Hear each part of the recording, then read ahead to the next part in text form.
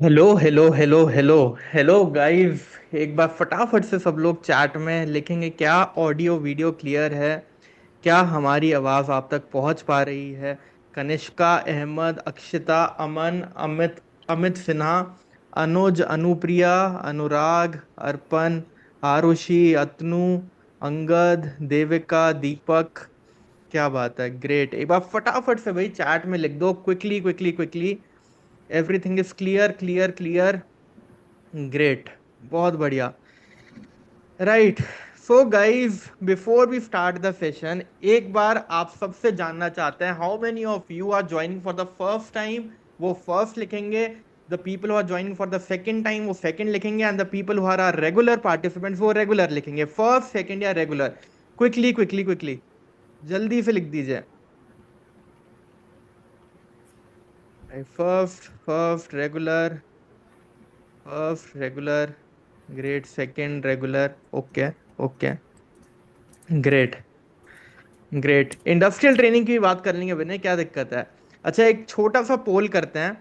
फिर अक्षित sir is also है, पूजा ma'am is also है, फिर हम सेशन की शुरुआत करेंगे। Hi एक everyone. क्विकली छोटा सा पोल करते हैं। हेलो सर, पूजा मैम। Hi Archit. आप Hi बहुत Pooja. Hi everyone. Hello, guys, and to everyone who's online with us. Akshit sir, आपकी आवाज कट हो गई थी, कुछ कह रहे थे आप? नहीं, I was just saying hi to everyone. Okay, Uh, okay, Hi right. Pooja. Hi. Hi everyone. Hello. हाँ जी। तो एक क्विकली एक छोटा सा पोल करते हैं, फिर रक्षित सर के साथ सेशन की शुरुआत करेंगे और बहुत सारी चीजें इंडेक्स के बारे में जानेंगे सर से। हाँ जी। तो गाइस, एक बार फटाफट से लिखेंगे, पोल में क्विकली क्विकली रिप्लाई करेंगे सब लोग। ओके, तो we have some people who have cleared their CA, some people who have appeared in their CA finals, and some from intermediate level also, and we have other finance professionals too, other than the people having CA background. Okay, so we are having a mixed audience today. बहुत ही बढ़िया, great. Right. चलो भाई, session की शुरुआत करते हैं और चलते हैं रक्षित सर के पास। मैं बता दूं guys, Rakshit sir is having more than 10 years of experience, a decade of experience in working in the profiles of auditing, accounting advisory with top firms like big four, multiple big force के साथ रक्षित sir काम कर चुके हैं। And आप सबके लिए बहुत ही बढ़िया एक प्रैक्टिकल कोर्स भी उन्होंने बनाया है, concising all the practical knowledge of last 13 years। 13 to 14 years का एक्सपीरियंस है सर के पास, और वो सारी नॉलेज आपके लिए 20 घंटे में कंसोलिडेट करके, 10 से 15 घंटे में कंसोलिडेट करके, सॉरी, पूरी चीज आपको एंड टू एंड प्रैक्टिकली सिखाई गई है इन द इंडेस मास्टर क्लास। और उसी के बारे में आज हम चर्चा करने वाले हैं। सर, ये जो प्रोफाइल है इंडेस की, जब से ये इंडेस आया है, तो एक पूरा मैं कहूंगा अकाउंटिंग वर्ल्ड में पूरा एक अर्थक्वेक सा आ गया कि भाई कैसे पहले की जो हमारे फाइनेंशियल्स बनते थे आई गैप के, उनको माइग्रेट कैसे करा जाए। Right. जितनी कंपनीज लिस्टिंग में जा रही होती हैं, वो सारी कंपनीज में ये होता है कि भाई हमको कुछ नहीं आता, एक कंसल्टेंट को अपॉइंट करा जाता है जिसको भाई फाइनेंशियल अकाउंटिंग और एडवाइजरी की नॉलेज हो, और वो पूरी माइग्रेशन करवाते हैं इंडेक्स की किताबों की। तो सर, ये जो पूरा अर्थक्वेक है, इसको कैसे समझा जाए और कैसे प्रैक्टिकली काम हो रहा है, आपसे जानना चाहेंगे sir, about your experience also and about this profile also. Over to you sir. Absolutely, absolutely. First of all, hi to everyone. Hi to Pooja. Hi to Archit. Hi to everyone. And first of all, thanks for organizing this session. It's been great कि मैं live हर बच्चे से बात कर पा रहा हूँ. It feels honored to be here. And thanks to every one of you as well. Time निकालने के लिए. I know it has been hectic for you as well क्योंकि ये weekday में हमने plan करा. But first of all, a great thank you for being here. Right. सबसे पहले, rather than I tell you, हमारा फर्स्ट जब भी हम कभी डिस्कस भी करते हैं किसी भी बच्चे से इंटरव्यू के टाइम या कोई जो ऑन बोर्ड भी होता है, आपके अकॉर्डिंग आप फैस से क्या समझते हैं? What guys do in the you chat, understand by FAS? In the chat guys, सब लोगों को इंटरेक्ट करना है। अभी तक जो भी पता है फास्ट के बारे में क्विकली लिखेंगे इन the chat. What do you know about financial accounting advisory service? क्या होता होगा वहां पे? और नहीं भी पता तो एटलीस्ट राइट डाउन कि प्लीज सर नहीं गेस। पता, आप बताओ। राइट, क्योंकि ऑडिट वगैरह सबको प्रोफाइल्स पता होती है, राइट? राइट। बट ये इतनी जनरल प्रोफाइल नहीं है, सो ऑब्वियसली। कविता, कविता क्या? जस्ट अ गेस, नाम से ही गेस कर लो क्या होना चाहिए। Arpan set preparing financial statements, else, इसके अलावा।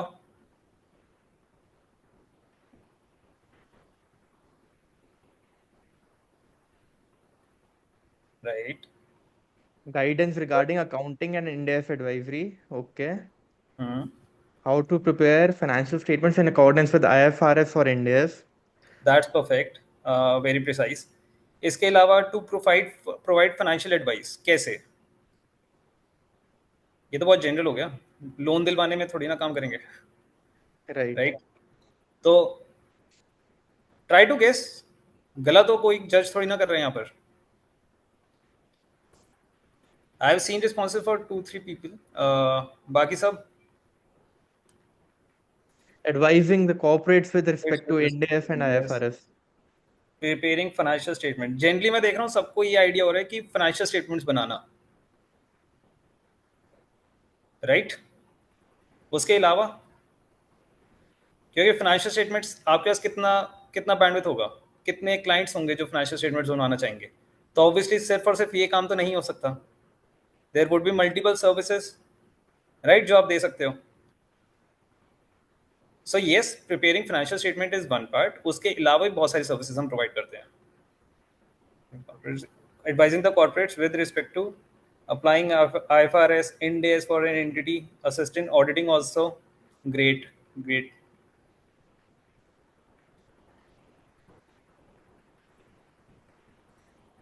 Advisory on transactions. What should be the treatment as per the Ind AS and IFRS? Great. So broadly आप सबने कलेक्टिवली सही बोला, यही सारी सर्विसेज जो आप समझते हैं यही होती हैं। ठीक है। और आपका इंटरव्यू का फर्स्ट क्वेश्चन भी, जैसे अगर हम पैनलिस्ट एज अ पैनलिस्ट कभी बैठते हैं तो हम फर्स्ट क्वेश्चन यही पूछते हैं कि सामने जिसने अपेयर करा है वो क्या समझता है। सिर्फ और सिर्फ एक डोमेन में या फिर बिग फोर में एंटर करने के लिए तो अप्लाई नहीं करा, whether they are interested in this profile और वो सही समझते भी हैं what we provide as a service. Right. क्यों? क्योंकि आप इसके अंदर क्लाइंट फेसिंग रोल है, आप क्लाइंट के सामने बैठे हैं, आपको क्लाइंट को एक्सप्लेन करना पड़े कि हम क्या सर्विसेज प्रोवाइड करते हैं, व्हाट ऑफरिंग्स यू हैव, तो आपको उसका एक बैकग्राउंड पता होना चाहिए। राइट। दो जितनी भी सर्विसेज हैं उन सबका बेस एक ही है कि हमारा इंड एस कैसे अप्लाई होता है, उसकी अंडरस्टैंडिंग इज मस्ट। राइट। अब अर्चित ने एक चीज पूछी, पहले हमारा अकाउंटिंग स्टैंडर्ड था, आज इंड एस है। राइट। काइंड ऑफ एक अर्थक्वेक आ गया, सब कुछ चेंज हो गया। He is very correct in that, क्योंकि अकाउंटिंग स्टैंडर्ड एक रूल बेस्ड था, सब कुछ पता था, इसमें जो लिख रखा है इतना ही करना है, इसके अलावा तुम जज कर सकते हो।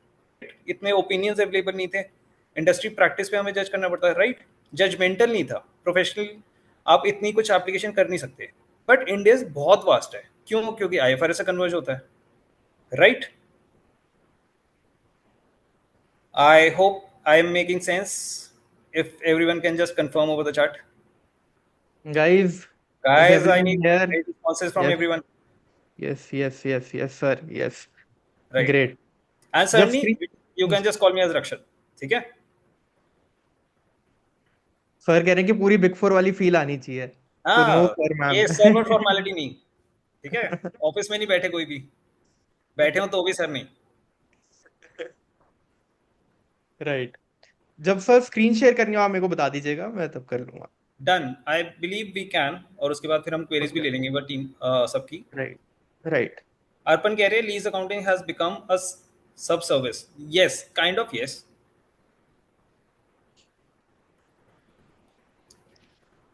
राइट। अब हमारी सर्विसेज क्या होंगी? ठीक है, as an accounting advisory, first of all आप मुझे ये बताओ, FAS is a terminology used in EY and पीडब्ल्यूसी इस डोमेन के लिए। आपको यही किसी बिग फोर में और अप्लाई करना है। एनी गेसेस उधर क्या इस डोमेन के अंदर नाम होता है? डिलॉयट में क्या होगा? केपीएमजी में क्या होगा? अगर आप एक सर्विस के अंदर इंटरेस्टेड है, राइट, एक प्रोफाइल के अंदर, सो यू वुड नो कि हर हर के अंदर क्या है। FPNA Arushi is industry specific, वो स्पेसिफिकली प्रोफाइल नहीं है, in case you have answered for this query. But financial accounting advisory services, right? FP&A this is तो a domain. Planning and analysis हो गया ना?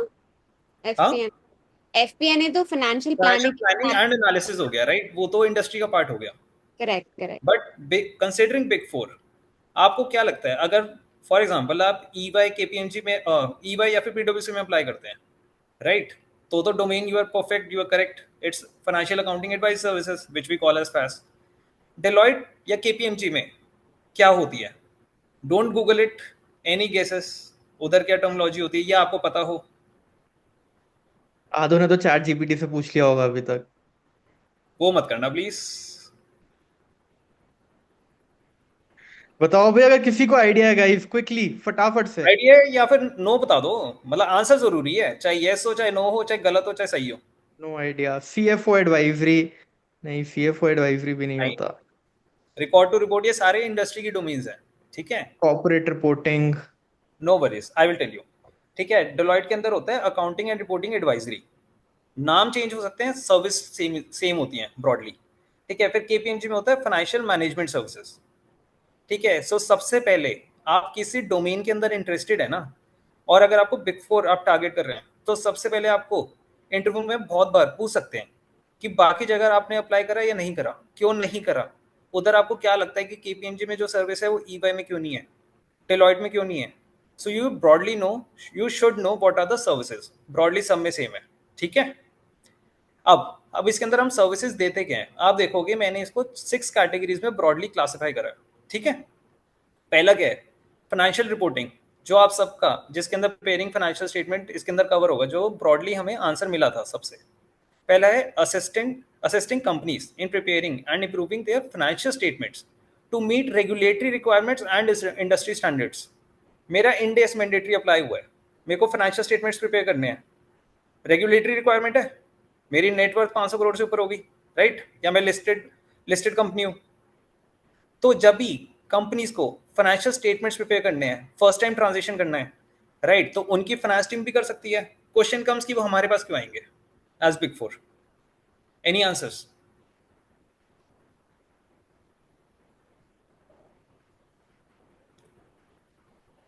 Quick guys.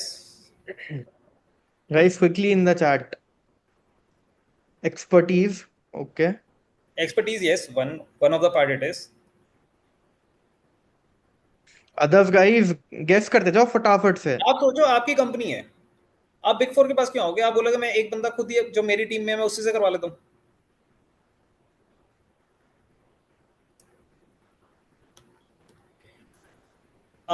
yes, so one part is expertise, right? क्योंकि industry expertise big four के पास है। Second to that, आपको index transition करना है, ये फर्स्ट टाइम एप्लीकेशन है, राइट? एक बार होगी, हर साल तो नहीं करनी।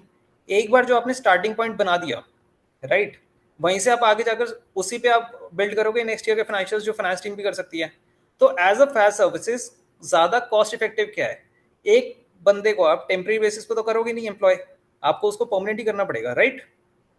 तो आपके लिए बेटर क्या है, आप बिग फोर को लगाओ, एक्सपर्टीज होगी।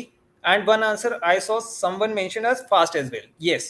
तो वो जो एक्सपर्टीज होगी, जो चेकलिस्ट होगी, राइट, उसकी वजह से वो जल्दी भी हो जाएगा। ठीक है, second, helping businesses comply with accounting standards and regulations, ensuring they follow the right rules for financial reporting। ठीक है, किसी कंपनी को फाइनेंशियल्स बनाने या कुछ फाइनेंशियल रिपोर्टिंग करनी है, ठीक है, फॉर एग्जाम्पल आपकी कोई, आप एक कॉम्पोनेंट हो, बाहर की एक एंटिटी है पेरेंट कंपनी, राइट, आप उसकी सब्सिडरी हो, आपको एज अ कॉम्पोनेंट उसको रिपोर्ट करना है अंडर आईएफआरएस या यूएस गैप। आप खुद कर पाओगे? ये रेगुलेटरी रिक्वायरमेंट तो है नहीं, बट बाहर करना है आपको, तो इस केस में अभी आपको फाइनेंशियल्स आगे भेजने पड़ेंगे, राइट? जिसको अगर आप में से किसी को एक्सपीरियंस है, तो एक हम एचएफएम मॉडल बोलते हैं, हाइपोथेरियन मॉडल, उसके थ्रू आप ये फाइनेंशियल्स प्रिपेयर करके भेजते हैं। तो एज पर आईएफआरएस क्या नंबर होना चाहिए, कौन सा जीएल कहाँ क्लासिफाई होना चाहिए, वो एक्सपर्टीज किसके पास होगी? बिग फोर के पास, right? Third, transaction support, providing guidance during mergers, acquisitions, and other transactions to ensure accurate financial reporting and integration। अब ये बहुत जनरल सर्विस नहीं है, I would need your answers. आपको क्या लगता है एज अ ट्रांजैक्शन सपोर्ट, आप एक कंपनी में गए हो, ठीक है, आपने पेश कर रहे हो फॉर ट्रांजैक्शन सपोर्ट। आपको क्या लगता है इसमें क्या करते होंगे as a fast team, merger acquisition, इन सब के लिए? Guys, guesses guesses. गाइस लिख दो फटाफट से, फिर सारी क्वेरीज लेंगे आपकी कि सर सैलरी कितनी होगी, कैसे पहुंचेंगे, सारी चीजें हाँ लेंगे बिल्कुल पहले। लेकिन बिल्कुल लेकिन बिल्कुल। लेकिन पहले ये बताओ। हाँ, making sure the financial align with each other. Okay, deal structuring, right. Consolidated. और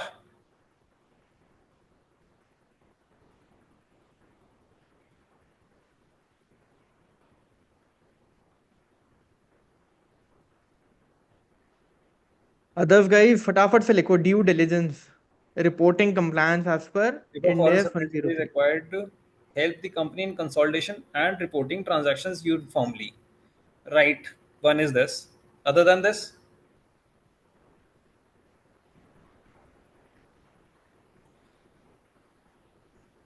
guys, बताओ बताओ।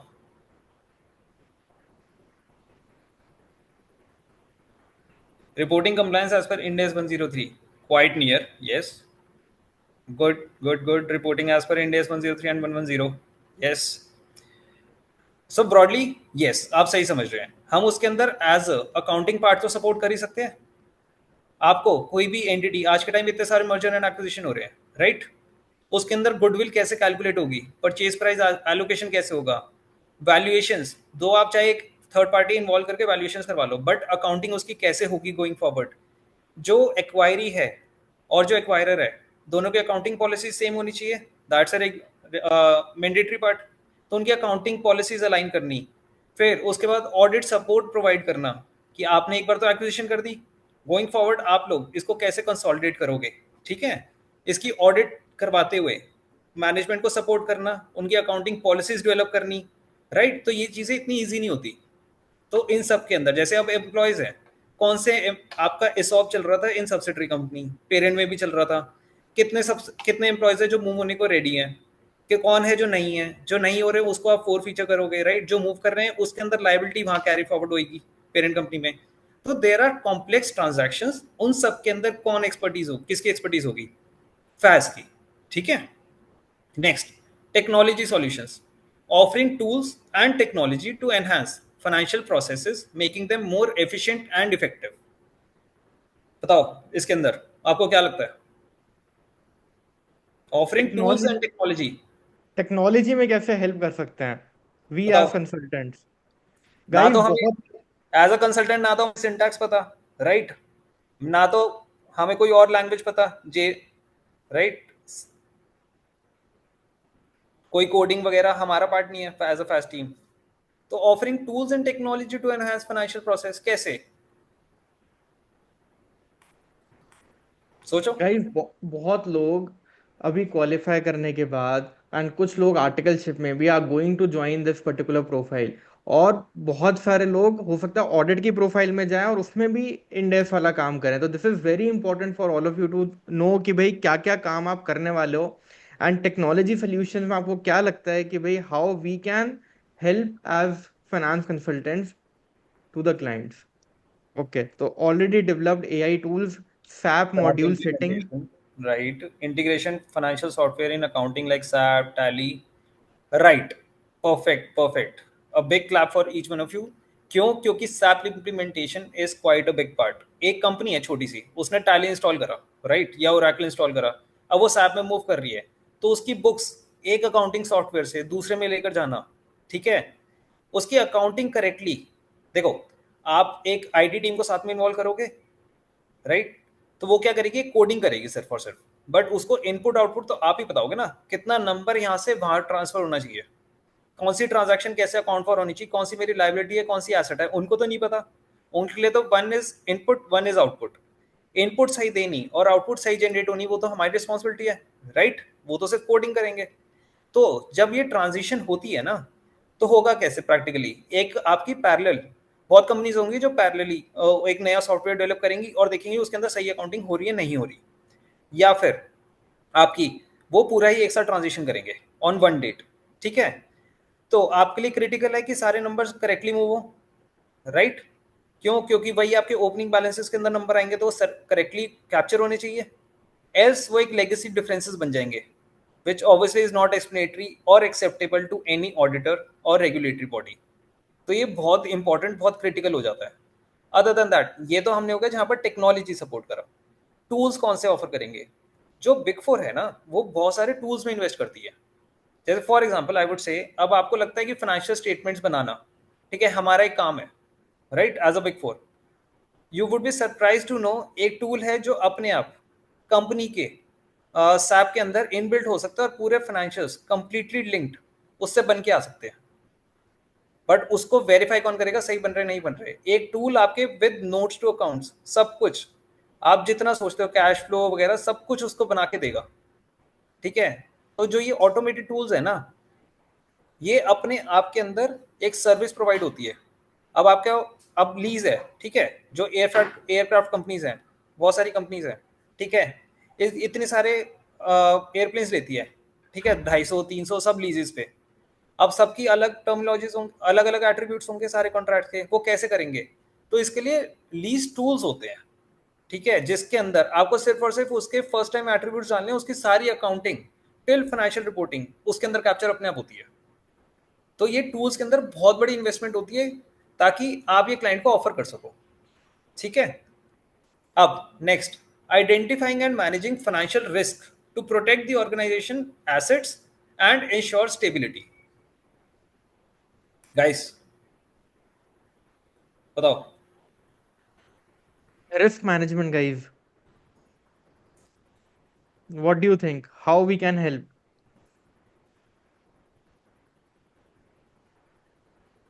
Providing tax insights.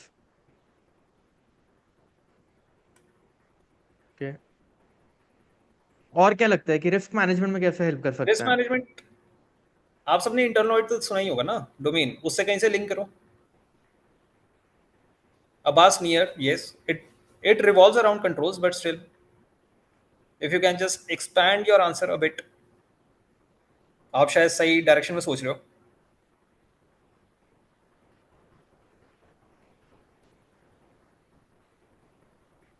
Enterprise risk management, ये तो एक फ्रेमवर्क है, स्पेसिफिकली नहीं, बट और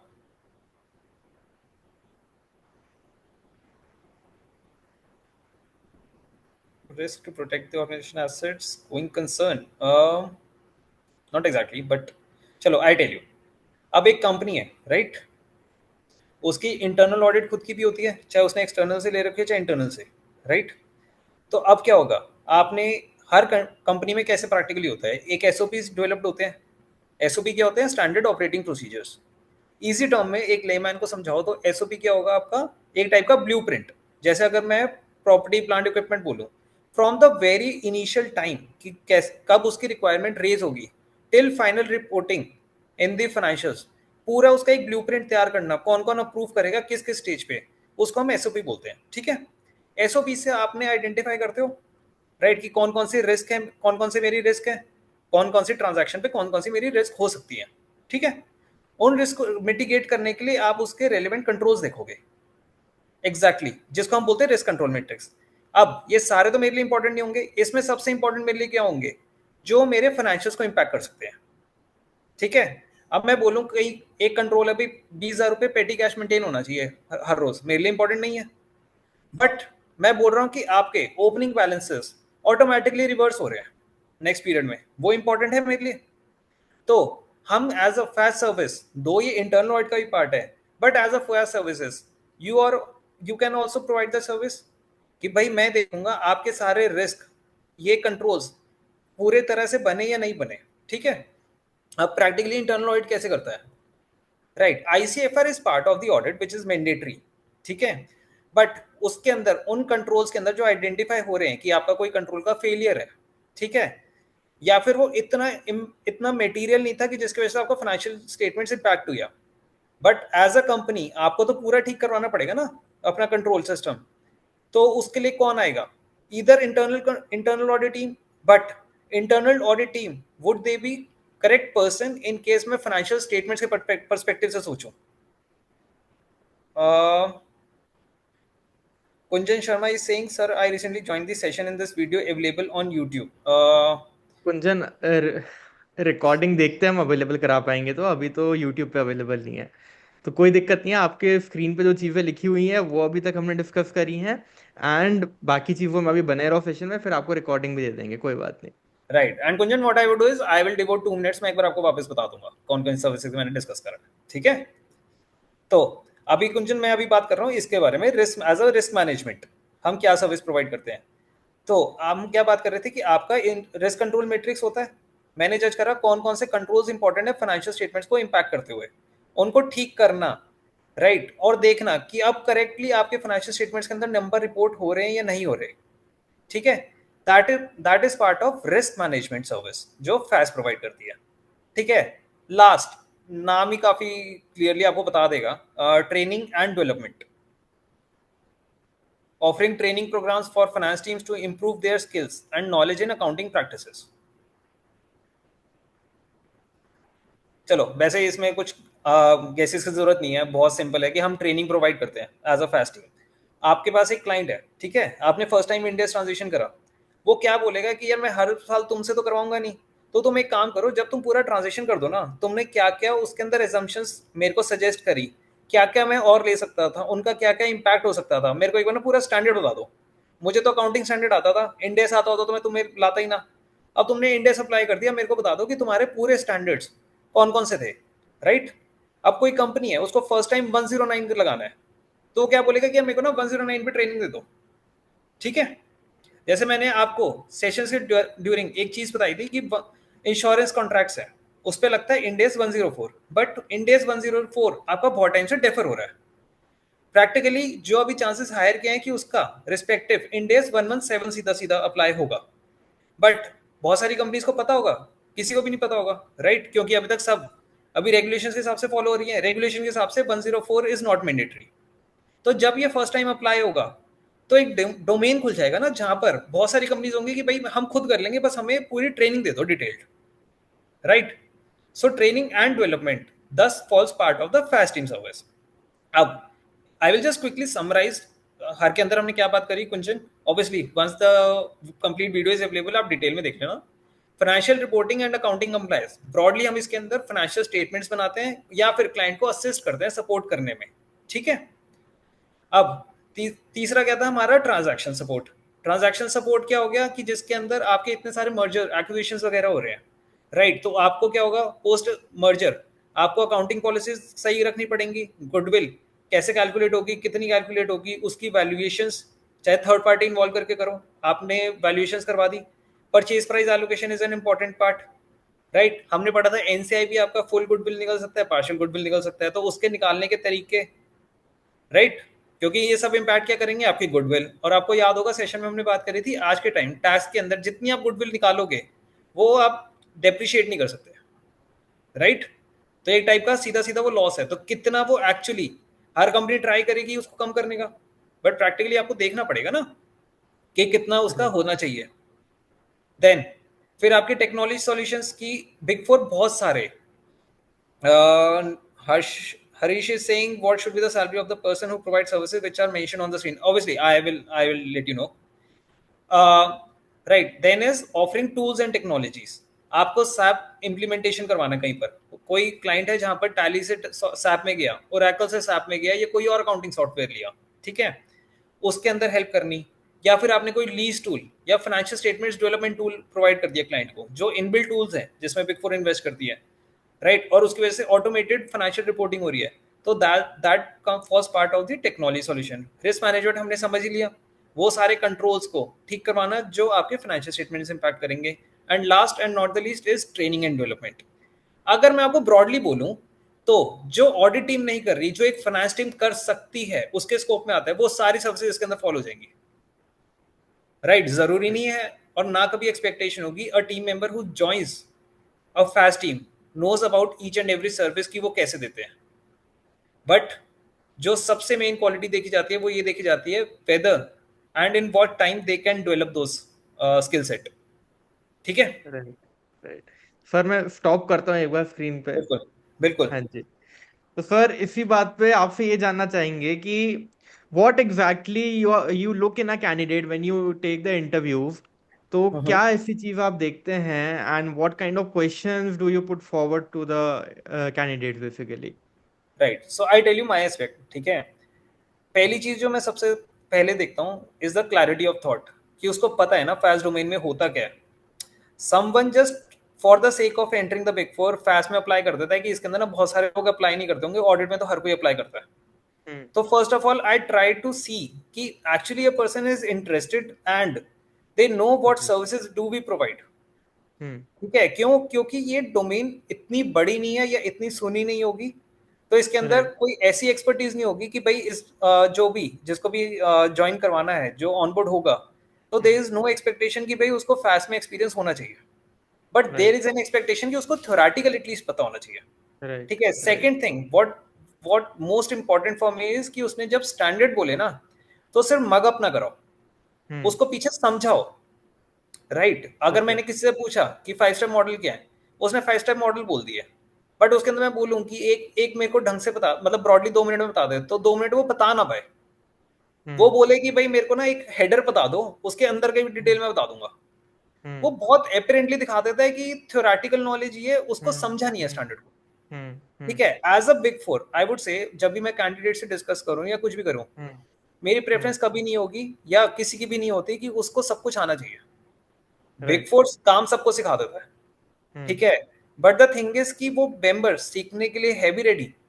हम्म। करेक्ट। क्योंकि अगर मेरे को कोई बोले कि मैंने 3 साल आर्टिकलशिप करी है, नो डाउट उसने आर्टिकलशिप में ऑडिट करी होगी, बट ऑडिट हम्म। उसने क्या करी, सिर्फ और सिर्फ समझ के करी या फिर ऐसी कर दी। ठीक है, hmm. Right.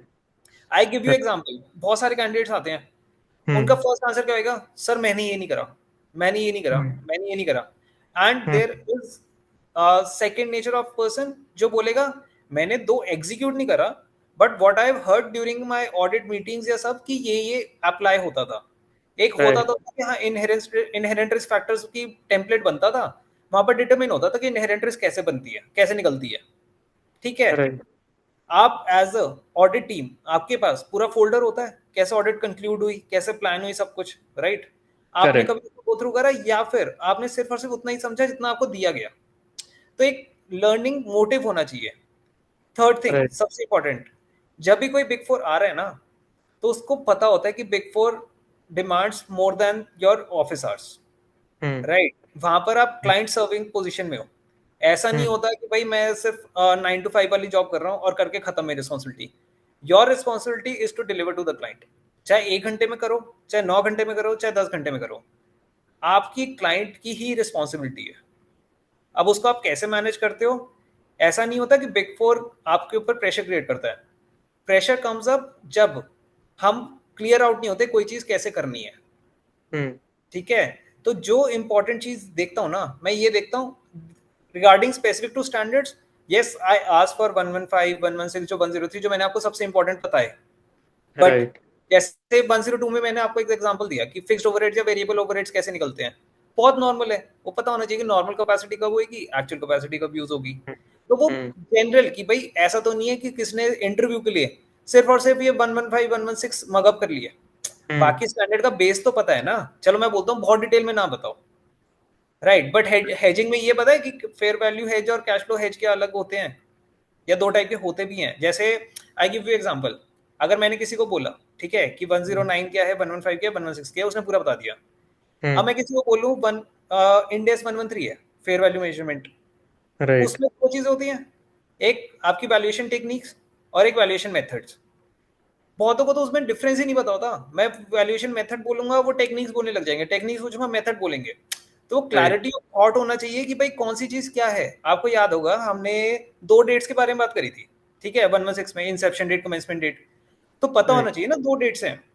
I am right. Not saying कि भाई मेरे को इतना चाहिए कि भाई उसको यही बताना चाहिए इंसेप्शन डेट क्या होती है, कमेंसमेंट डेट क्या होती है, बट एटलीस्ट उतना तो पता है ना कि कल को अगर क्लाइंट पे अप्लाई कर रहे हो तो बेस तो पता है ना कि इतना है करेक्ट। हमारे स्टैंडर्ड में।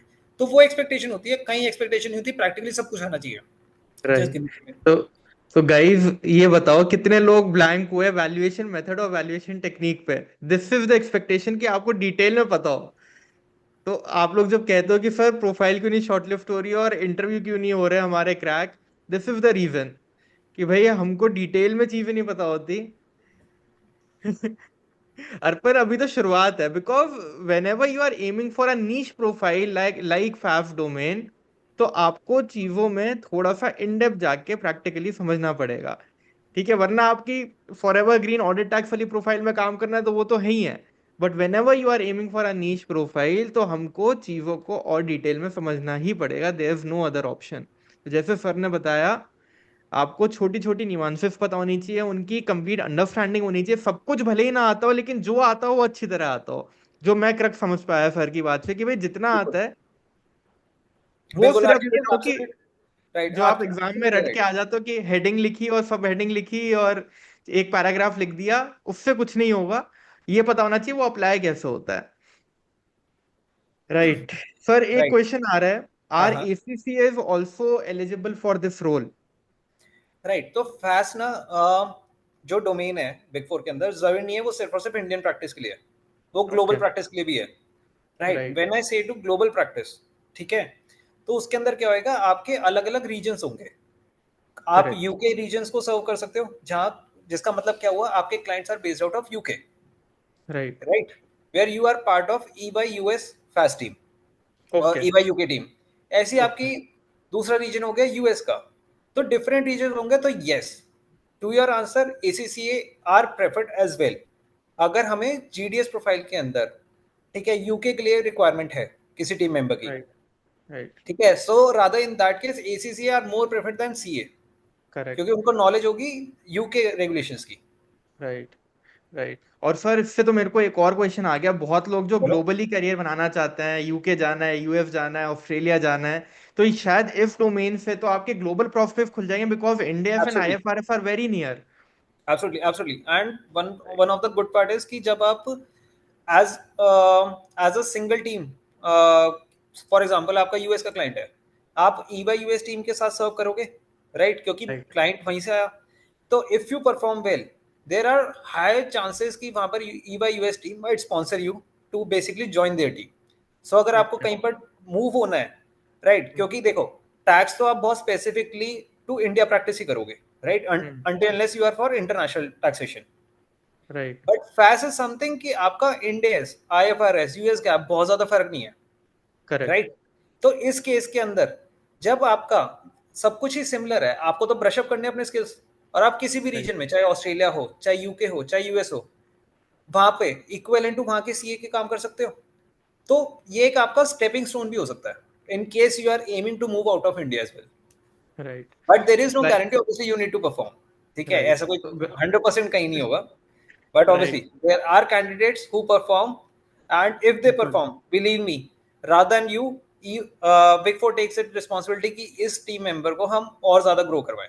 करेक्ट। मेरे साथ जितने लोग डिलॉयट में थे सर, जो लोग ऑडिट की प्रोफाइल में थे, कितने ही लोग यूके चले गए हैं, कितने ही राइट। लोग यूएस चले गए हैं। पहले सेकॉन्डमेंट पे गए, 2 महीने देख के आए, जो कंट्री अच्छी लगी फिर फाइनली वहां का वहां पे ट्रांसफर ले लिया। तो यस, बिग फोर राइट। भी आपको असिस्ट करेगा if you are performing well. जैसे सर ने बोला ना, परफॉर्मेंस सबसे ऊपर रहेगी।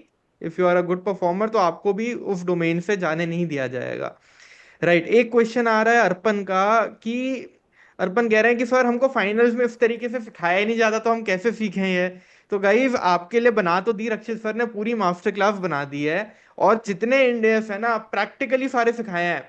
जैसे 101 की बात करें तो भाई, आई गैप से कैसे इंडेक्स में पूरे फाइनेंशियल्स की माइग्रेशन होती है, वो पूरा एक्सेल में बना के सिखाया है।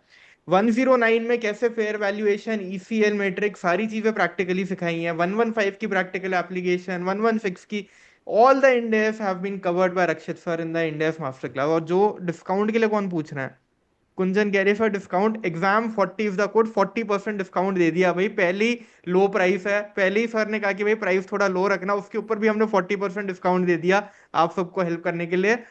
तो इससे कम तो कुछ हो ही नहीं सकता। This is the best we can do. तो जरूर से जाके चेकआउट कर लीजिए, जिनको भी कोर्स चेकआउट करना है। राइट, मैं एक बार दिखा भी देता हूँ आपको कहाँ पे जाना है। गाइज, आप सबकी फेवरेट वेबसाइट thinkingBridge.in, इस पे आना है आपको, और यहीं पे आपको फर्स्ट कोर्स दिख जाएगा, end S and IFRS master class. Right. इसका प्राइस भी हम बाकी मास्टर क्लासेस की तरह 3500 करने वाले हैं बहुत ही जल्द। अभी ये 3000 का है, एंड इस पे भी आपको 40% ऑफ मिल रहा है by using the exam40 code, right. And end to end every Ind AS has been covered practically. आप डिटेल में सेशन प्लान इसको रीड कर सकते हैं, यहाँ पे डिटेल सेशन प्लान भी है। और ऑलमोस्ट सारे लेक्चर आपके डल गए हैं, आज रात तक सारे लेक्चर डल जाएंगे। तो everything is updated over here, practically covered to get you in the profile of financial accounting and advisory. And as I said, guys, Rakshit sir के पास 15 साल का एक्सपीरियंस है, 14 साल का एक्सपीरियंस है, एंड उनसे अच्छा मेंटोर आपको मिल ही नहीं सकता if you are aiming for this particular profile, right. हाँ जी, अब बताओ आप कि कौन कौन से क्वेश्चन है गाइस। तो एक क्वेश्चन सर जो सबके मन में है, जो शुरुआत से आ रहा है, सर ये सारी चीजें ठीक है, ये बताओ पैसा कितना मिलने वाला है अल्टीमेटली।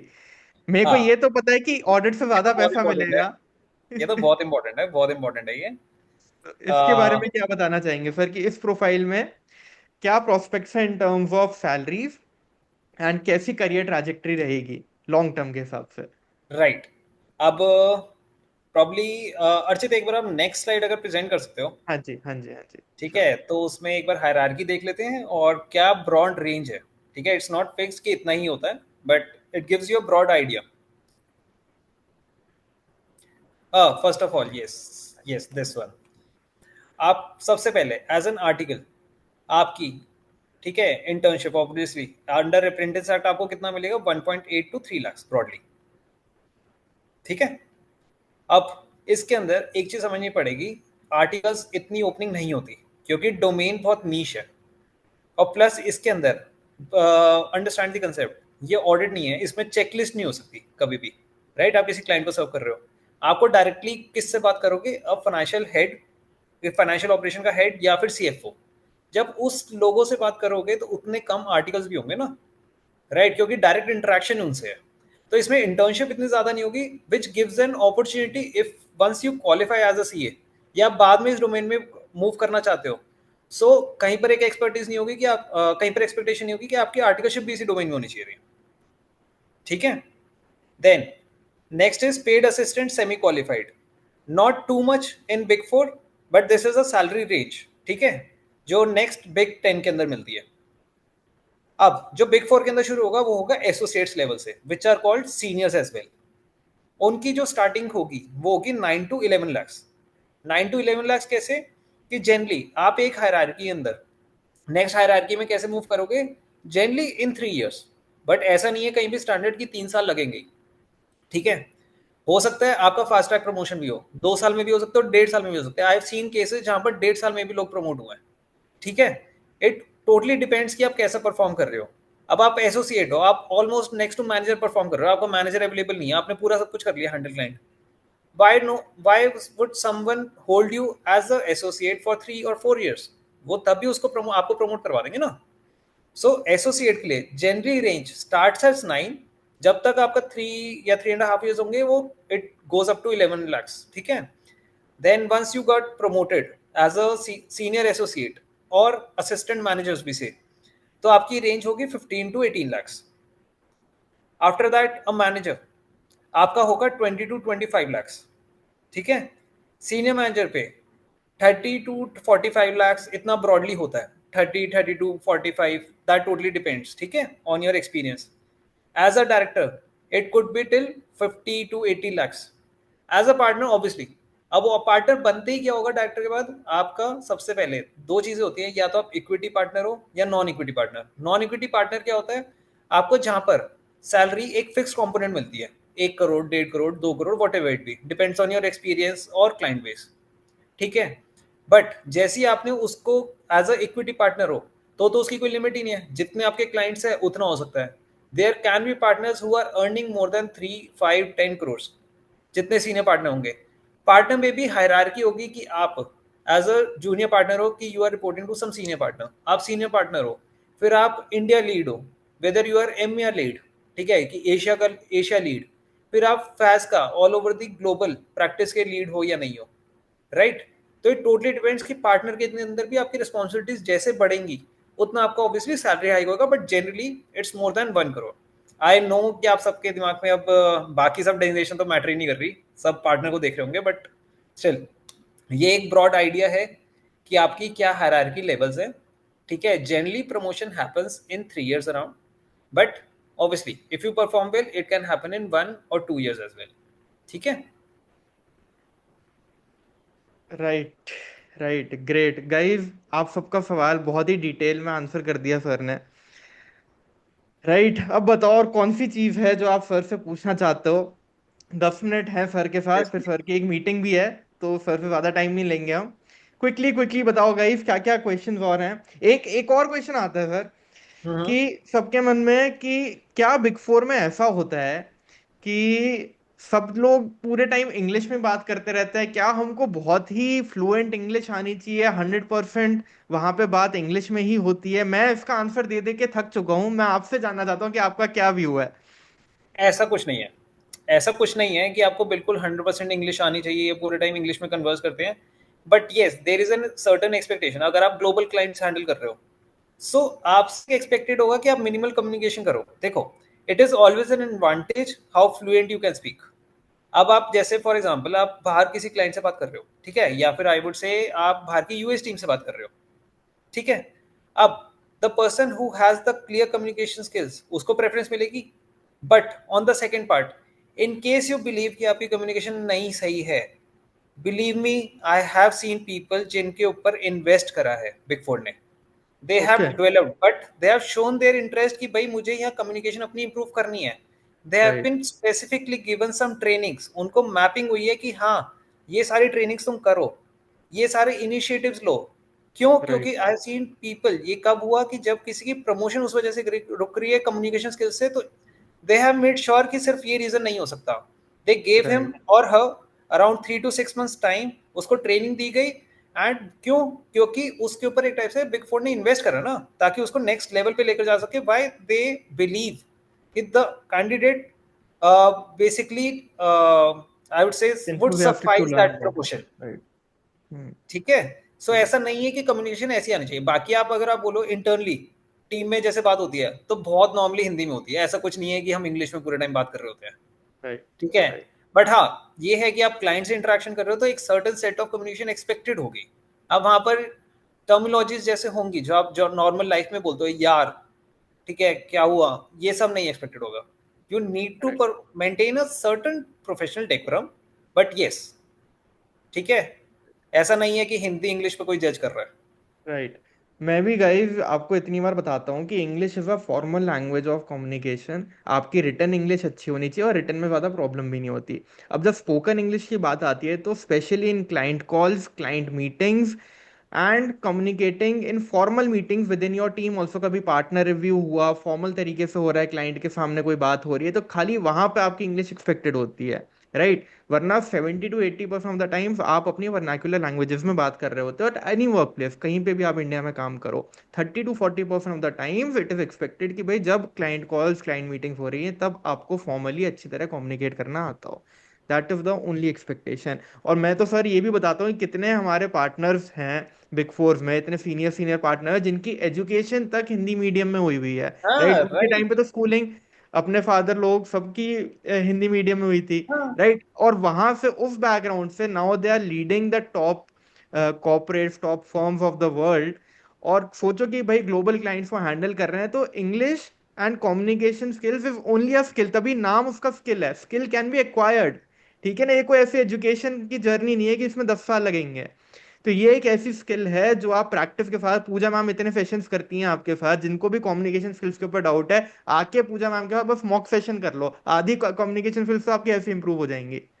और आधा राइट, कॉन्फिडेंस बाकी आ जाएगा। हाँ, करेक्ट। अच्छा सर, तो फास्ट पे वापस आते हैं सर, एक क्वेश्चन और आ रहा है हाँ हाँ, कि सर लॉन्ग टर्म में अगर इस प्रोफाइल के एग्जिट ऑप्शंस देखने हो, इंडस्ट्री वगैरह में जाना हो, तो क्या लगता है कि यहाँ से हम और कहाँ जा सकते हैं? Where else we can migrate our career to after gaining an experience in this particular profile? I would say it's endless scope. ठीक है, अब आपको एफपीएनए में जाना है, ठीक है, ट्रेजरी में जाना है, राइट, फाइनेंस की कोई भी रिलेटेड आपको प्रोफाइल में जाना है, FAAS team, as a FAAS experience it would help you. Right, क्यों? आप बहुत सर्टन एस्पेक्ट के अंदर काम कर रहे हो। ठीक है, आपका जो डोमेन है वो स्पेसिफिक इंडेस IFRS इन सब के ऊपर है, राइट। राइट। तो एज अ ट्रेजरी बहुत इंपॉर्टेंट पार्ट होता है हेजिंग। हेजिंग आपको पूरा डिटेल पता होगा कि कैसे होती है, कब करनी चाहिए, ठीक है, राइट। तो उन सब का आपको पता होगा। So movement from here to industry is quite easy. I okay, informally I tell you, so there has been a recent experience जहाँ पर there was a team member of mine जिसने ECL अप्लाई करा client पे। Client को right. इतना अच्छा लगा कि मेरी टीम में जो मेरा टीम मेंबर था उसको जॉब ऑफर कर दी कि तू यहाँ मूव हो जा।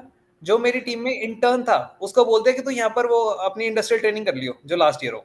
सो सी, आपको बहुत ओके। टाइम क्लाइंट्स ही ऑफर कर देंगे यार तू यहाँ मूव हो जा, though there is a certain cooling period कि राइट। आप किसी बिग फोर से कहीं पर मूव करते हो या फिर आपके पास पार्टनर अप्रूवल है, obviously they support in case there is a good opportunity.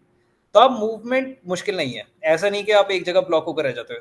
And that I would say is not specific to phase but बाकी सब में भी, in case right. You have attend the correct skill set, ठीक है। आप monotonous एक ही चीज काम करके बिना समझे करोगे तो थोड़ा चैलेंज तो आएगा ही, राइट। आप टाइम डिवोट कर रहे हो तो ऑब्वियसली हम कुछ सीखने के लिए कर रहे हैं। आपने स्किल सेट करोगे तो कभी बेकार तो जाएगी नहीं, कहीं ना राइट। कहीं किसी इंडस्ट्री में तो जरूरत होती है। तो मूवमेंट इज नॉट टफ, ठीक है। राइट। बस you just need to wait for the correct opportunity. अब कोई ऐसे फर्स्ट डे से ज्वाइन करे कि भाई मैं 1 साल काम करूंगा बिग फोर में फिर मैं यहाँ चला जाऊंगा, राइट। राइट। तो एस्पिरेशन अगर आपकी ही इंडस्ट्री है तो आपके लिए फैज भी इतना मुश्किल नहीं होगा ना करना, राइट। करेक्ट। उल्टा उसके अंदर आपका स्कोप ज्यादा होगा, आप दो इंडस्ट्री ज्यादा समझोगे, right. Right. Multiple industry, if I give you my example, ठीक है, मैंने स्टार्ट किया था हॉस्पिटैलिटी से, then I move to manufacturing clients, then I move to technology, आज के टाइम फाइनेंशियल सेक्टर भी कर रहा हूँ। तो इट टोटली डिपेंड्स, जब मैं इतनी इंडस्ट्री देख लूंगा तो I can make a better decision ना कि मैं किस इंडस्ट्री में मूव करना चाहिए right. In case I want to, right. Right. हाँ जी, तो एक क्वेश्चन आ रहा है कि कैसे इस प्रोफाइल में अपॉर्चुनिटी मिल सकती है। सो गाइस, सबसे इम्पॉर्टेंट है नेटवर्किंग। ठीक है, आपको हम कितनी बार बता चुके हैं कि ये जो टाइम है इसको यूटिलाइज करो and connect with the right people. आज रक्षित सर से मुलाकात हुई है, इस सेशन के बाद बढ़िया से लिंक्डइन पोस्ट डालो और सर को टैग करो, सर की भी नज़रों में आओ और फिर उनसे कनेक्ट करो लिंक्डइन पे। This is how you can build connection. आज आप कनेक्शन बिल्ड करोगे, अगर सर के पास कोई वैकेंसी होगी, आप अगर उनको बोलोगे कि आपने उनका सेशन अटेंड किया था, मास्टर क्लास अटेंड करी थी, कोई वैकेंसी अगर उनकी नज़रों में आएगी तो वो भी आप तक पहुंचाएंगे। This is how connection are build. इतना अच्छा आपको प्लेटफॉर्म आज मिल रहा है सर के साथ कनेक्ट करने का, तो यूटिलाइज दिस टाइम।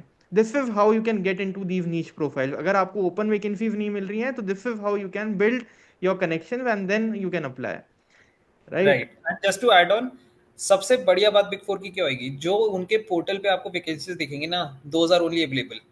आप अगर ये सोच रहे हो कि बिग फोर के पोर्टल पे एक दिख रही है और इंटरनली कहीं और भी एडिशनल प्रोफाइल्स हैं, ठीक है, ये वैकेंसीज हैं, तो ऐसा नहीं होता। बिग फोर की राइट। सबसे अच्छी चीज है कि जो प्रोफाइल्स जो वैकेंसीज अवेलेबल हैं सबको एक जगह ही विजिबल होती है, करेक्ट। वो ठीक है। करियर पेज पे आपको मिलेगी। और जब आप किसी को रेफरेंस के लिए अप्लाई कर रहे हो ना, अगर आप उस जॉब प्रोफाइल आईडी के साथ करोगे तो उनके लिए भी बहुत इजी रहेगा कि अगर वो प्रोफाइल ओपन है तो डायरेक्टली आपको रेफर कर पाएंगे, अगर उनको आपका रिज्यूम अच्छा लग रहा है तो। बहुत अच्छी चीज बताई सर ने कि करियर पेज पे जाओ, वहां पे देखो कौन सी प्रोफाइल ओपन है, अगर आप उसके लिए एलिजिबल हो फिर अपने कनेक्शंस को रीच आउट करो to refer your profile to them. Right. Right. अच्छा, मनीष एंड तनुज ने हैंड रेस करा हुआ है, मैं एक बार आई थिंक कुछ बात करना चाहते हैं। मनीष, मैंने आपको अनम्यूट करा है, कोई डाउट है तो फटाफट से पूछ लो क्विकली। हाँ सर, हम जो है कि बनारस में as a practising CA work करते हैं। हाँ हाँ। और 2011 के पास आउट हैं, तो हमने तो इन डेज पे जो अपना आईसीआई का सर्टिफिकेट कोर्स है वो भी किया है। हम्म। लेकिन सर हम इस डोमेन में काम करना चाहते हैं, लेकिन चैलेंज ये आ रहा है कि जैसे वाराणसी लोकेशन पे इस तरह की क्लाइंट हमको मिलते नहीं है प्रैक्टिस राइट। में। तो हम्म। अगर हमने क्या है कि इसे इंडियस पे सर्टिफिकेट कोर्स आईसीआई के किया, या और भी जो हम स्किल डेवलप भले ही कर लेते हैं, लेकिन उसका हम प्रैक्टिकली कैसे यूटिलाइज कर पाए उसके लिए हमको बेस नहीं मिल पा रहा है, स्टार्टिंग कहाँ से करें। देखो, क्लाइंट मिलना वो ऑब्वियसली एक स्किल सेट है, ठीक है, कि आप करेक्ट क्लाइंट को रीच आउट कर रहे हैं, ठीक है। अगर आप ये सोचेंगे कि आपको पूरा एक क्लाइंट मिल जाए जो पूरा फाइनेंशियल डेवलप कर सके, राइट, जी तो इंडियस ट्रांजिशन आप समझो कि वॉलेंटरी तो जनरली कंपनीज नहीं करेंगी, और जो जी करेंगी ऑलरेडी या तो वो लिस्टेड होंगी या 500 करोड़ से ऊपर होंगी, राइट। जी तो जी आपको बिग फोर में कहीं ना कहीं कनेक्शन बनाओ, ठीक है।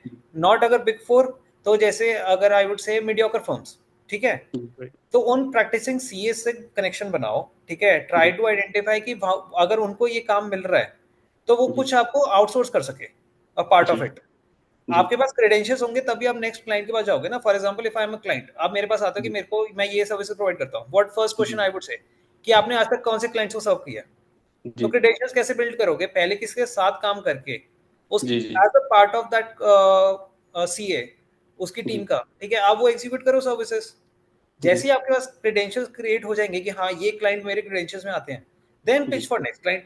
तो धीरे धीरे ग्रो ही करोगे ना। But right. जी एक इंडेस कोर्स करने से, देखो इंडेस सर्टिफिकेट कोर्स करने से ऐसे we know what it is, client को नहीं पता, हाँ राइट। जी क्लाइंट तो सिंपली बोलेगा कि भाई अरे मनीष है यार, एक मनीष ना बहुत बढ़िया काम करता है, उसको ना सारा पता है इंडेस कैसे करना चाहिए। जी एक तो वर्ड ऑफ माउथ हो गया। या फिर जी आप जा रहे हो क्या, मैं ना इन 10 क्लाइंट को कर चुका हूँ आज की डेट में, मेरे लिए बाएं हाथ का खेल है, मैं आते जाते कभी कर दूंगा इसको, जी राइट। तो वो आप पे जी ट्रस्ट करेगा। तो it's just about how you build the trust with the client. Right. और सर मैंने जैसे कि कंपनीज में भी ट्राई किया, इंटरव्यू वगैरह भी दिया, तो वहां पे बस यही एक इशू आता है कि आपने जो है कि इंडस्ट्री में काम किया नहीं है, आपका प्रोफाइल मतलब प्रैक्टिसिंग सीए का है, तो इंडस्ट्री में आ चूंकि आपने काम किया नहीं और इस डोमेन में भी नहीं काम किया, इसलिए हम आपको हायर नहीं कर पाएंगे। मनीष और ये कब आएगा, ये चैलेंज कब आएगा, जब आपके दिमाग में ना एक सर्टन आई वुड से बैंड है जिसको आप ज्वाइन करना चाहते हो। आप अगर 2011 पास आउट हो, आप क्या सोच रहे हो कि भाई मैं as a manager, senior manager join करूँ, राइट। जी तो अब कोई मेरे पास अगर टीम मेंबर है, ठीक है, जी जी डोंट टेक अदरवाइज, बट अगर किसी आप कंपेयर किससे करोगे, जो पीयर्स आपके अलावा वहां पर कर रहे हैं अप्लाई, जी राइट। अगर किसी को सर्टेनली इसी प्रोफाइल में एक्सपीरियंस है तो उसको प्रेफरेंस मिलेगी। जी अगर if you are flexible enough कि नहीं नहीं मैं ना क्या काम करता हूँ, मैं ना एज एन एग्जेक या assistant manager, if you are really interested, आपको ग्रो करना है इस प्रोफाइल में, मैं जी इसमें ज्वाइन कर लेता हूँ। बट मुझे पता है मेरे अंदर इतना कॉन्फिडेंस है, मैं इतना सही काम करूंगा, मैं पता है यार यहाँ पर ना 1.5-2 साल में प्रमोट हो जाते हैं, मैं जल्दी मूव कर जाऊंगा नेक्स्ट ब्रैकेट तक, ताकि डायरेक्टर पे जो बैठे है और जब तक मैं डायरेक्टर में मूव करूँ हमें सेम सेम लेवल पे आ जाए, चाहे आज के जी टाइम में मैं उसके एक लेवल या 2 लेवल नीचे ज्वाइन करूँ। तो जी वो फ्लेक्सिबिलिटी जब आपके थॉट में आएगी ना, तब होएगा। I know it's very tough कि मैं 2011 पास आउट हूँ, मैं 2025 के अंदर कहीं किसी बिग फोर के अंदर ज्वाइन कर रहा हूँ, तो मैं तो जी भाई as a senior manager join करूंगा। जी एक्सक्यूज मी प्लीज। नहीं, राइट। हमको ज्वाइन करने में दिक्कत नहीं है, लेकिन अगले को ज्वाइन कराने में दिक्कत हो रही है कि वो मतलब इतना सीनियर लेवल के बंदे को कैसे जो है कि लोअर लेवल पे ज्वाइन कराएं। मनीष, आप एक ये भी ट्राई कर सकते हो, जैसे हमारे पास अभी दो क्लाइंट्स आए थे, अपनी फर्म जी की बात कर रहा हूँ मैं, एंड वो जी आईपीओ में जा रहे हैं। ठीक जी है, जी तो they are also looking to migrate their financials into Ind AS. तो हमने दो कंसल्टेंट्स के साथ एंगेज किया जो फुल फ्लेजेडली उनका पूरा इंडेस माइग्रेशन कर रहे हैं। तो यू कैन जी look out for mid size firms like ours, and जी उनमें आप रीच आउट करिए कि भाई आप इंडेस में उनको असिस्ट करना चाहते हैं। एक महीना अगर आपको ऐसा लगता है कि कोई चीज आपको सीखनी है, तो वहां पे जी आप on assignment basis free of cost या नॉमिनल बेसिस पे काम करके सीख लीजिए, और बाकी के जी असाइनमेंट फिर आप धीरे धीरे एक्सपर्टीज गेन करने के लिए पेड बेसिस पे कर सकते हैं। मिड जी साइज जी फर्म मोर देन विलिंग होती है असाइनमेंट बेसिस पे काम करने के लिए। और उसके जी बाद जब आपका मान लीजिए एक आध साल का इंडेक्स में एक्सपीरियंस हो जाए, या फिर अच्छे जी ऑडिट्स में लिस्टेड कंपनीज में एक्सपीरियंस हो जाए, तब आप जी फिर बिग फर्म्स में अप्लाई कर सकते हैं full fledgedly as a full time employ. Right, this is the path, और बहुत लोग इस पाथ पाथ पे चल के सक्सेसफुल हुए हैं। बहुत सारे लोग काम करते हैं इस तरीके से। क्योंकि सर क्या है कि इतने लंबे समय से छोटे शहरों में काम करके क्या सारा काम करने के बाद ना तो एक रिकग्निशन मिलता है इन द नेम और नहीं, in the terms of money, बिल्कुल दोनों ही ठीक नहीं मिल बात है पाता है। Manish. Opportunities, yes, there are opportunities are there in the tier 2 tier 3 cities as well, but metro cities में आपको अपॉर्चुनिटीज थोड़ी और ज्यादा मिलेंगी। अगर आप लिस्टेड क्लाइंट्स, बड़े क्लाइंट्स देख रहे हो, तो आपको थोड़ा सा ट्रैवल या तो करना पड़ेगा या फिर रिलोकेट करना पड़ेगा। That is a hard harsh fact, है ना। तो अगर हमको उन प्रोफाइल्स की तरफ जाना है, तब तो हमको मेट्रो सिटीज की तरफ शायद थोड़ा सा माइग्रेट करना पड़े। और नहीं तो अपनी ऑडिट टैक्स की प्रैक्टिस अगर अपन को ट्रेडिशनल प्रैक्टिस करनी है, तब तो टीयर 2 सिटी में बहुत अच्छी चलती है प्रैक्टिस। जी राइट। तो ये आपकी चॉइस है। ठीक है Manish. Thank you sir, thank you. Right, thank you so much. Right. हाँ जी, लास्ट क्वेश्चन लेते हैं गाइस, नम्रता के पास चलते हैं। नम्रता, आपने भी हैंड रेस करा हुआ था, देन हम सर को फ्री करते हैं। हाय नम्रता। जी। Hello, sir. I tried to reach you out on LinkedIn also. Okay. Right now, I'm from Salem, Tamil Nadu. Here, I work at a small firm, an audit firm. Like it's been 6 years now. But in the midway, I started my ACCA journey. I have completed my 10 papers as well. So my doubt is how should I have always been interested in IFRS accounting and all that. This year we had an IndAS client also where I guided, like helped assisted my seniors to work with that because I had basic understanding of IFRS and all. But I see myself like I want to build career in the same profile only. But at my office right now, we work only for taxation most of the time. Okay. So for that transition, how I should proceed further is my question. Like what sort of skill sets or other things which I should gain the knowledge of to be presented on my CV in order to get selected for such roles. Because I chose ACCA to understand the global financial reporting only. And I want to move outside India also. Okay. So, yeah, that's my doubt. How should I proceed further? Right. So, Namrata, if I'm understanding your question correctly, so you already have the 6 years experience in your belt, right? Yes, Then, and it's mainly for the audit profile. Other than that, the major experience I would say, your firm provides in which you are right now employed. So those yes, provide for tax services. yes, However, there is an opportunity which you have right now grasped regarding the IFRS implementation, right? yes. And that is and you basically wants to move to this profile, which is Yes, quite relevant to this, right? yes. So I absolutely get your question. First of all, if you first you need to clarify whether you are interested in India's or IFRS, a global practice or Indian serving clients. There are two Mostly, different practices. okay. So I want to work majorly on IFRS because my subject, if I study ACCA, I have got a Right. good experience in that also. And I Mhm. have cleared my papers with good marks in the same thing. And I have a good understanding of how the framework actually works. But Right. without practical exposure, it is difficult for me to move further in this domain. Right. So, Namrata, as I mentioned to Manish as well, don't be specific or admit that what designation you want or to apply to for the fast practice. First of all, Okay. right? You can apply to Big Four. There are number of profiles which generally comes up or is available, right? Okay. Whenever there is a vacancy, always on the LinkedIn see who the HR is who posted this vacancy, Okay. right? Directly send a connection to them, tell them why you are the correct candidate to apply for this profile. If they find it suitable, right, they would obviously proceed with your nomination.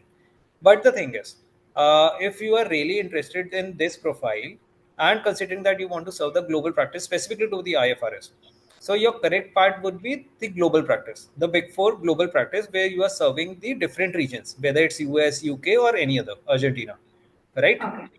There we have the implementation of their local gap. For example, if it's US, then the US gap as well as IFRS as well, right? Okay. Second Okay. to that, in that specific sense, we are somehow operating remotely, right? We are an extension team of the fast practice, which is based out of US team, right, or UK team. So there you don't have a constraint of moving to some specific state or place to join a team, right? So I give you my example. For example, I am right now working on one of a US based client, right? Okay. Within that client, I have around 20 to 25 team members for that Okay. specific client. And those are located, I would say, all over India. There are team members who are based out of Bangalore. There are team members who are based out of Kochi.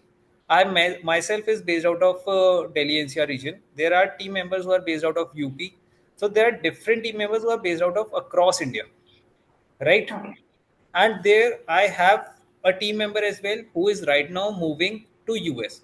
Since the practice has expanded of that client specifically, so they wanted a team member from India practice to come over there who has the major experience and who has performed well, right? So Okay. opportunity can be taken once you enter this profile. How to enter this profile? There is no certain criteria that there is an expectation that you have a experience of this specific domain, considering it's quite a I would say a small domain in comparison to audit or tax practice. So generally we prefer a team member who has knowledge of IFRS, Ind AS, US GAAP, whatever it be. Other than that, who has experience of audit as well. Okay. Having an audit experience is a plus because that's the closest profile to fast practice, Yes. Okay, I right? got that. Yeah. And like, what sort of profiles should I target initially, like at an associate level, or how it should be? Uh, because It totally intern. depends. It totally depends how quickly you want to move, right? Okay. Because there might be a possible scenario where you get the opportunity, which is less in comparison to your expectations. Okay. Right. So, considering I have just started with this journey, like if I want to enter for the very first time, in that case, I should be how I should be applying for. So Uh, I already mentioned. So first you need to see clearly what fast profile you are applying for, which is okay. closest to your experience. There are number of profiles. So if I tell you the global practice, there is a treasury domain as well. There is a Okay. transaction advisory as well, right? Okay. So there are number of profiles or domains available, right? Each of the domain has specific openings, right? So in case I would tell you one more thing. So in case you apply to a vacancy specifically, right? And you Okay. get interviewed, but in case you are not selected, then there is a 6 month blockage period, Yes. right? To reappear for any other vacancy in that specific big four, Yeah. right? So you need to be very precise. Do your homework, which service line or vacancy you are applying for, first of all.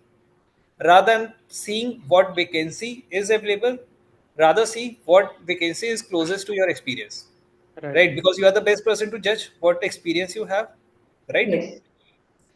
So first of Right. all, judge that and then basically monitor whether vacancy comes up or not. And when it comes up, make sure you have the updated resume built around that experience, Okay. right? So for will the particular course of this NDS and IFRS will help me to gain, like, because on my resume I don't have as such a skill which can project that. As of now, I've experienced with the IFRS or NDS, but will this help me if I choose to get into the roles which are relevant to IFRS more? Absolutely, absolutely. So if you recall in under India's 109, for example, ECL methodology. So Yes. there we understood two methods. So we have specific, just for a example, say we have specific assignments to implement ECL on dependent on stage one, stage two, stage three, right? So you Yes. can obviously state somewhere. Don't basically rely that this is the total experience that I have, because what if I just cross question you, right? Yes. So build your example. So considering from this class you have a knowledge of how practically everything is done, right? Okay. Okay. So just build your basic example that how you have worked on a simple client where this was the major, only scope, and with the thought process that if there would have been some other scenario, what would be the best application you would have done. मैं Okay. दिखा भी देता हूँ किस type के work paper sir ने बनवाया है। जो ईसीएल की बात करी सर ने, मैंने अभी डाउनलोड भी कर लिया। तो इस टाइप की टेबल्स एंड इस तरीके से प्रोविजन मैट्रिक्स पूरी based on the method right, ये अब पूरी जैसे इसके अंदर बनानी। मैंने, हाँ, जैसे इसके अंदर आपने एक कंसेप्ट समझ लिया कि भाई हिस्टोरिकल बेसिस पे डेटा क्लाइंट ने बना के दे दिया हर साल का, आपने उसके से Okay. एवरेज रेट निकाला और ईएडी बैलेंसेस पे कैलकुलेट कर दिया। अब आपसे मैं पूछूं कि भाई आपका प्रोविजन मैट्रिक्स के अंदर कौन कौन से सेगमेंट्स थे, क्या थे, आप सिंपली बोलो भाई उसके अंदर एक ही था। मैंने जो क्लाइंट हैंडल करा, considering I am part of mediocre firm, या फिर क्लाइंट इतना मुश्किल नहीं था, सो मैंने ये अप्लाई करा। ऑब्वियसली अगर कोई डिफरेंट सेगमेंट्स होते मैं डिफरेंट डिफरेंट रेट कंसिडर करती, राइट?